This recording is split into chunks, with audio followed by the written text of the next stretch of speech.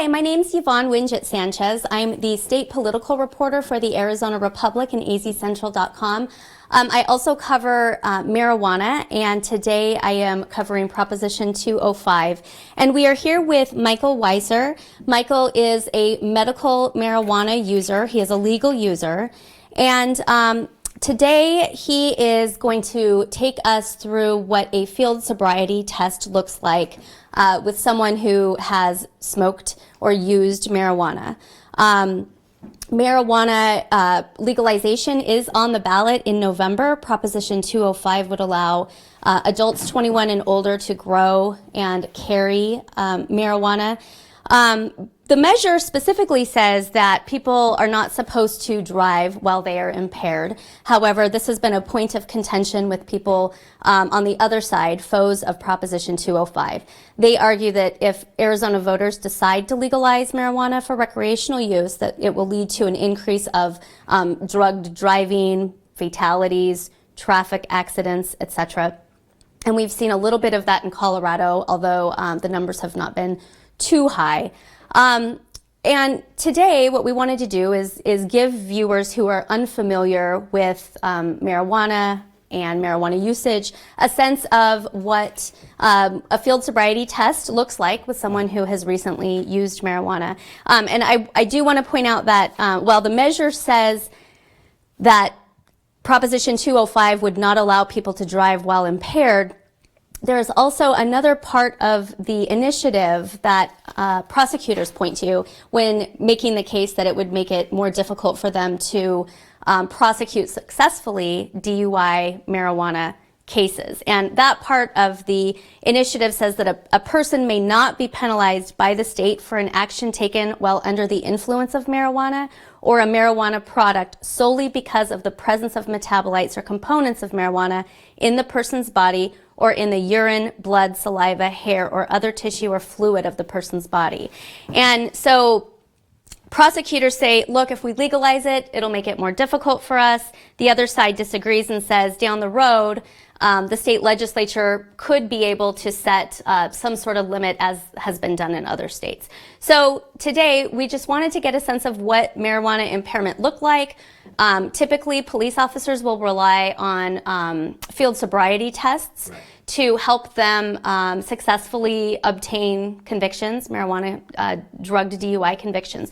So Michael, can you talk with us a little bit about how long you've been working in the medical and recreational marijuana movement, and can you clearly are using legal marijuana? I am. This is from a store right here in Phoenix, and yeah, I've been involved with marijuana reform since 2010.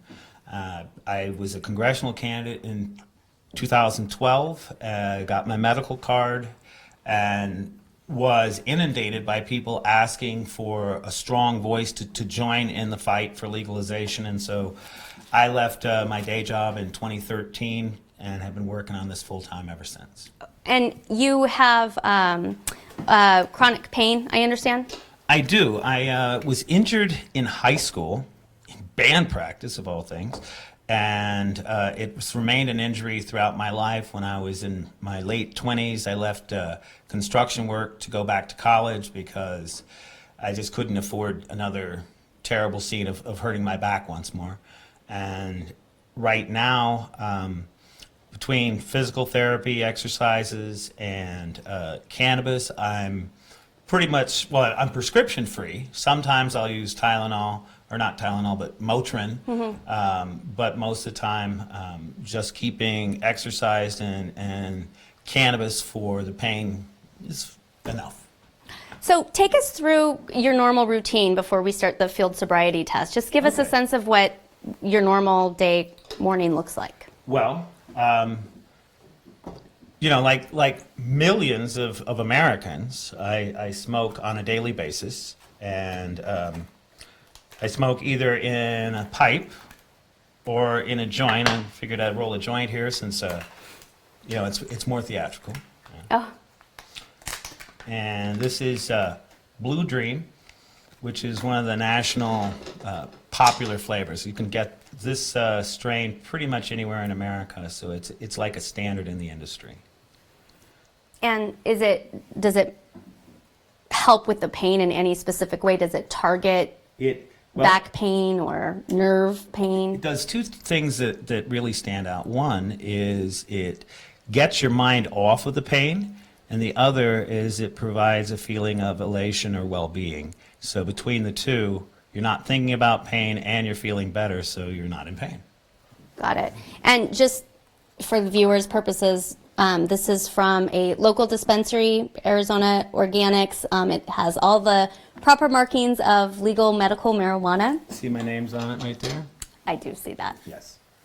And the state tracks purchases made by individuals from the time of, actually it tracks the plant from the time of growth, seed to sale. Right.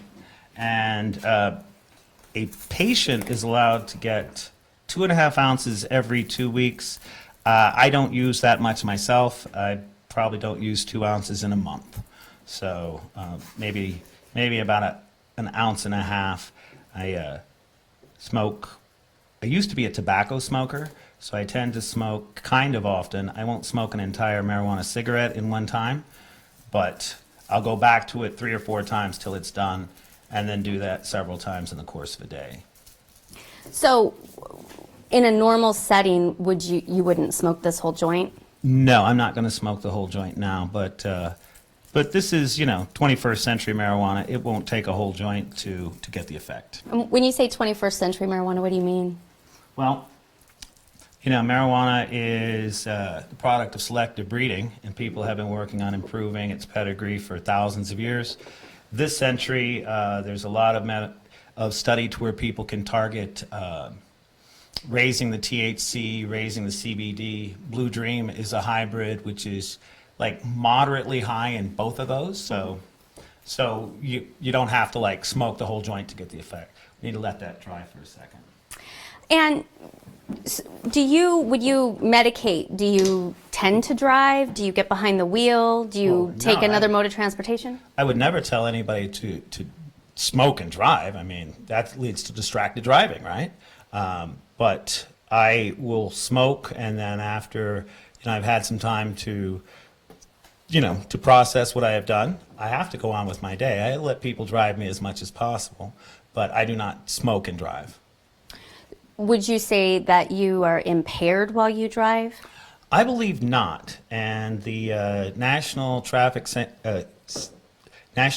Safety Board just completed a 10-year study which shows that people who are cannabis users are not more likely to be having injuries and accidents. So I think that that's kind of replicated. There's 500,000 people that are using marijuana every day here in Arizona, and if they were all zombies, from cannabis, then either they would be totally unproductive, and we would sense that. 500,000 people is a large number. Or if they were all wrecking every day, we'd know that as well. Well, I will say the other side would point to a Rocky Mountain HIDA study that showed that in Colorado in 2014, when retail marijuana businesses began operating, there was a 32% increase in marijuana-related traffic deaths. There was also an increase in all traffic deaths total from 2010 to 2014, which is the year that retail sales began. But people tend to cherry pick the types of statistics that they want.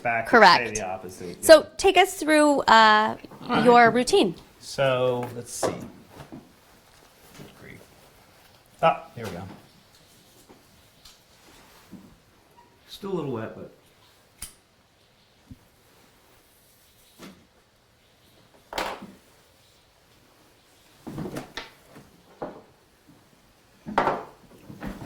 So,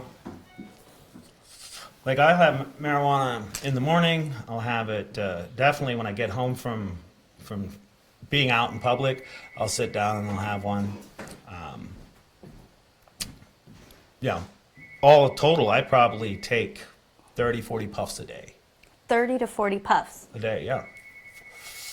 Well, I used to be a tobacco smoker, and during that time, I was going through 20 cigarettes a day. That's how many's in a pack. Sometimes as much as 2 packs a day, so 40. I don't smoke that much with marijuana.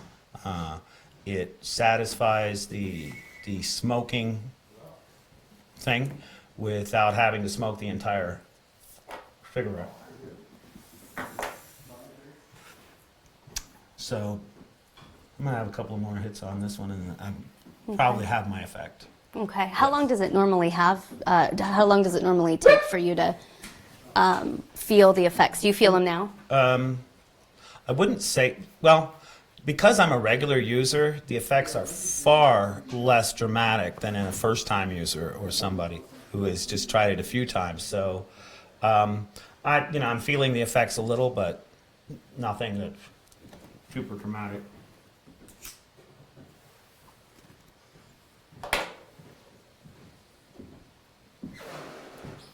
So, and Arizona is one of 5 states that is weighing whether or not to legalize marijuana, and you've been involved in several efforts here in Arizona to legalize it. I had been a political director for an organization that attempted an initiative in 2014, and I worked with the state legislature on a couple of decriminalization bills. And then I had been one of the negotiators in writing Prop 205. I was looking out for the consumer end.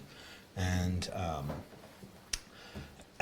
basically in January of 15, I came down on a bus from Kingman with my suitcase and guitar and a laptop, and have been working here on couches for the last 2 years. Wow. To make this happen. I think that's gone out again. That's about half. Is that what you would normally use, or? Actually, just then when I took that extra puff, I did that because I liked the flavor of it, not because I needed it. Got it. Okay. So I can let that go for now. Yeah. So we're going to go outside, and we'll give you a few minutes, and we'll let that take effect. We're going to go talk to a retired Phoenix police officer, Dave Cothy, and he is an expert in the field sobriety test arena. He actually worked that beat for several years with the Phoenix Police Department, but he is retired. Hi. How you doing? Good. Okay, just give us 1 minute. We're going to introduce him. Officer, thank you so much for joining us today. Dave Cothy is a retired officer again with Phoenix Police. Can you tell us a little bit about your experience in issuing field sobriety tests? Yes, I was a field officer for roughly 24 of my 29 years. I was also a motorcycle officer at one time. I was not a specialized drug enforcement officer. My expertise was basically, and experience is basically, a little bit more enhanced than a regular patrol officer. I first became involved with traffic enforcement and impaired enforcement when I served in the Army, and basically did it for the 24 years I was on the street, plus a couple of years in the military. So a little bit above the regular officer, not quite as experienced as what we would call the DUI enforcement or drug recognition enforcement officers. And you have a lot of experience, though, in administering these types of tests to people who may be suspected of being impaired on certain types of drugs. Can you give us a sense of what you see typically with someone who you suspect is impaired with marijuana? Marijuana impairment would be similar to DUI impairment, alcohol impairment. You're looking for an impairment. You're looking for what's called the divided attention, the ability to do 2 things at one time, the ability to have the balance, the ability to have coordination. Driving is a divided attention effort, and we're looking to see if that attention is being affected by the consumption of alcohol, drugs, or marijuana. Can you give me a sense of, for example, how someone might display a reaction while they're on marijuana as opposed to alcohol? That, I got to be honest, I did not have enough experience dealing with people in my career using marijuana, because most of my enforcement involved DUI. Marijuana arrests by myself are very, in my percentage, is very low. And could you tell us a little bit about what are the contributing factors that lead to the low arrests? I know you have concerns with some of the language in here, and how might that affect officers' abilities moving forward with marijuana impairment specifically? Well, obviously the primary, or not the primary, the main problem with impaired driving has always been alcohol. I retired in 2012. I left enforcement in 2007. At that time, we were just beginning to get the uptick of drug driving, people impaired by drugs, because there was the uptick of that. And that is attributed to what has happened in society as far as the proliferation of prescribed painkillers. So that started basically in the mid-2000s on up to now. I think the increase in DUI or impaired arrest for drugs has increased 30% since the mid-2000s, 05 to the current. Once again, marijuana, that will be a new, if this law passes, that will be a new dynamic that will be added to it. There will obviously be an increase in usage by the general public. There'll probably be the corresponding increase of people driving. And there is no, like there is with alcohol, there's no like breathalyzer type device that law enforcement can employ right now with marijuana. And so you do have to rely on a variety of different things, including this field sobriety test, correct? That is correct. I mean, the vast majority of the officers, with the exception of the drug recognition officers that would have a little bit more enhanced procedures to put a person through, vast majority of the officers are going to rely on the standard field sobriety test to see if there's impairment. And you're right, there is no on the side of the road device that we can use to see the level of metabolites in the person's body at the time, like we have with alcohol. Okay. Well, why don't we go ahead and get started here? Go ahead and do what you would normally do in a field sobriety test. Pretty good. How are you? Good. First off, what's your name? I'm Michael Weiser. All right, Mike. First thing I need you to do, can you take off your glasses for me? Yes. And you do wear glasses. Yes, I do. So could you take off your eyeglasses also? Okay. You're not wearing contacts under it. I've had that occasion. No. Have you ever had any injuries to your head? Yes. I had an injury here. Okay. Now, were you informed that it affected your ongoing issues with head injury? Or? No. Okay. All right. Any injuries to your eyes that you've had in your life? No. Okay. All right. What I'd like you to do, can you open your eyes just a little bit wider? There you go. Can you see the tip of my pen? Yes. All I want you to do is focus on the tip of my pen. I'm going to do a couple things. I'm going to move my pen from side to side and up and down. Okay. I want you to keep your head steady and just move your eyes. Do you understand? I do. All right.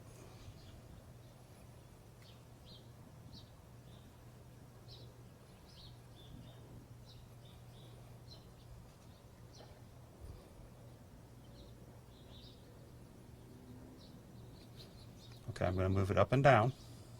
Just follow it with your eyes.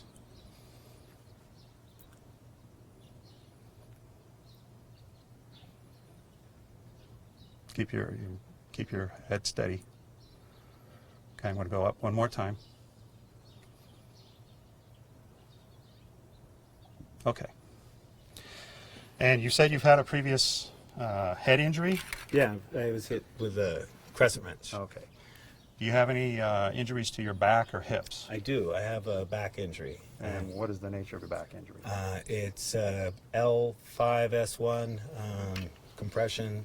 My vertebrae don't sit straight. I have a twisted back. Okay. All right. So does that affect you normally walking, do you believe? Often. Often. Not all the time, but a lot. All right. Yeah. We're going to take that into account when we do the next series of tests, okay? Yeah. What I'd like you to do is, you see this crack in the sidewalk? I do. All right. Why don't you step over here, and if you could, take your hands out of your pocket, put them down to your side. Yes. Put one foot in front of the other, just like I'm doing. Go ahead and do that now. Okay. For the remainder of the time I give you these instructions, I want you to stand just like that. Do you understand? I do. Okay. What I'd like you to do is take 9 steps, touching heel to toe, counting out loud as you go like this. 1, 2, 3, all the way to 9. When you get to number 9, I want you to, whatever foot you have in front of you, the one behind, keep your hands out, down here to your side. Yeah. Whatever foot you have behind, all I want you to do is do small, keeping this foot in one spot, small steps and turn around. Okay. Until you're ready to come back nice. Touching heel to toe. Keep your hands down to your side. Count out loud as you go. Yeah. And go ahead and start. 1, 2, 3, 4, 5, 6, 7, 8, 9. Okay. Heel to toe, 9 steps back. 1, 2, 3, 4, 5, 6, 7, 8, 9. Okay. Next thing I'd like you to do, I know you say you have a back injury. Is there one leg that's stronger than the other in your mind that you could stand on? Your right leg or your left leg? My right leg. All right. Hands out to your side. All I'm going to want you to do when I tell you to is put your foot out in front of you, just like this, keeping the toe pointed out, 6 to 8 inches above the ground. And I want you to count 1001, 1002, 1003, 1004, 1005, all the way to 30. Keep your hands down to your side. Go ahead and put one foot out in front of you. Okay. Hands down to your side. 1, 2, 3, 4, 5, 6, 7, 8, 9, 10, 11, 12, 13, 14, Go ahead. Keep going. 15, 16, 17, 18, 19, 20, 21, 22, 23, 24, 25, 26, Keep going all the way to 30. 27, 28, 29, 30. All right. Similar to what we just did, hands out to your side, what I'd like you to do, you feel comfortable counting or saying the alphabet? Either or. Counting. All Either right, or, I'll yeah. let you count. Same leg that you stood on, I want you to hold your other leg out in front of you, just like that. And what I want you to do is go ahead and, oh, actually, no, this one is the one they changed. All I want you to do, when I tell you to do it, hands down to your side. When I tell you to, I'm going to want you to tilt your head back, close your eyes, keep your eyes closed during the time you're counting, and just count 1001, 1002, 1003, all the way to 30. You understand? You want me to stand on one No, foot? no, I'm sorry. Stand with both feet, right? Okay. Together. Yes. Just like this. Not put them. See how mine are together. Okay. All right. Tilt your head back, close your eyes, and count to 30. 1001, 1002, 1003, 1004, 1005, 1006, 1007, 1008, 1009, 1010, 1011, 1012, 1013, 1014, 1015, 1016, 1017, 1018, 1019, 1020, 1021, 1022, 1023, 1024, 1025, 1026, 1027, 1028, 1029, 30. All right. The last thing we're going to do is same way you were standing for that test. Yes. All right. Put both your hands out in front of you like I have mine with your index finger pointed out, down to your side. Okay? When I tell you to, I'm going to want you to bring your hand up and touch the tip of your nose. Okay. However, just like the last test, I want you to have your head tilted back, your eyes closed. Keep your eyes closed and your head tilted back until I'm done. Okay. I may do it with one hand one time or 3 times. The most I'm going to do with either hand is 3 times. Do you understand? I do. All right. Tilt your head back. Keep your eyes closed. Take your right index finger and bring it up and touch the tip of your nose. Okay. Take your left index finger, bring it up, touch the tip of your nose. Okay. Take your right index finger, bring it up, touch the tip of your nose. All right. Take your left index finger, bring it up, touch the tip of your nose. Okay. Take your right index finger, touch the tip of your nose. Bring it up. Okay. We're done. So, retired Officer Kothi, can you talk with us a little bit about what you found and what would be included in your report? Well, there is an nystagmus in the eyes. What does that It mean? means the eyes flutter. In alcohol, it's a horizontal. So when we move the stimulus this way, you can see a noticeable flutter when you get to a certain point in their eyes. In situations where it's non-alcohol, there can be a flutter when we go up and down. And there is a flutter when we go up and down in his eyes. So that would be one indication that we have something that needs to be addressed further. The walk and turn test, we saw some indications there. Just standing on one leg, we saw some indications there. And you specifically asked about any prior injuries. That would be taken into consideration too as well, right? Yes, that would be taken in consideration. I'm looking at Michael right now. He's standing pretty normally. I mean, whatever injury that he's had in the past, it would be something that would I have have... my feet further apart. Yes, I didn't notice that when we did one aspect of the test. So, going forward, based on what I saw right now, I would place him under arrest. It's small nuances, but those small nuances, what I would have seen if he'd been consuming alcohol, I would have led me to the same conclusion. They're small nuances, but they do show signs of impairment. Now, when we go to the issue of the back injuries and the head injuries, that's all stuff that would come out later in a trial, and that would be evidence that a jury or a judge could hear. And depending on what, I'm not going to pull your medical file and look at just how bad it is, take it for fact that he's telling me the truth about his injuries.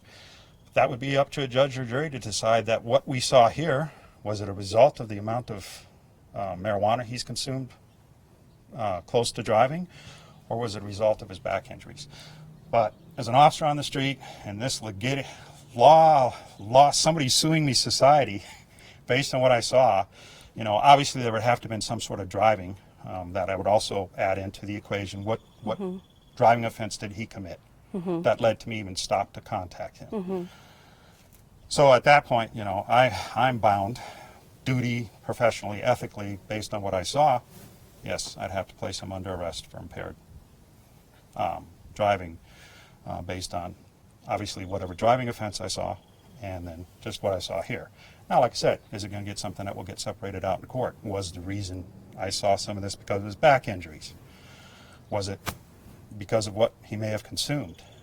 Obviously, I'm not smelling anything on him, but then when we're driving down the road in a vehicle, what do we see? What do we smell? What's going on? These are things that add to, obviously, leading up to an arrest. I'm doing it short of the driving, the smelling, and this all could have been strictly, I mean, his back injury. And Michael, how did you feel? I mean, did you feel like you had some problems with the test? Did you feel like you nailed it? Well, I do have a hard time standing like on one foot, and I think that was trying to center my balance down to one center spot was the most difficult part. Other than that, I felt pretty good. I feel like the counting part, the touching my nose part, those all made normal sense to me. Yeah. Okay. And have you taken a field sobriety test before? Not for alcohol. Okay. For marijuana? I mean, not for marijuana, for alcohol, yes. Okay. Well, we hope this provided you with a snapshot of how drugged driving or marijuana impairment driving sobriety tests play out on Arizona roads every day. And we hope you continue to follow our coverage of Proposition 205 in the week leading up to the election. Thank you, Retired Officer Kothi, for your expertise, and thank you, Michael, for your expertise. We appreciate it. Thank you.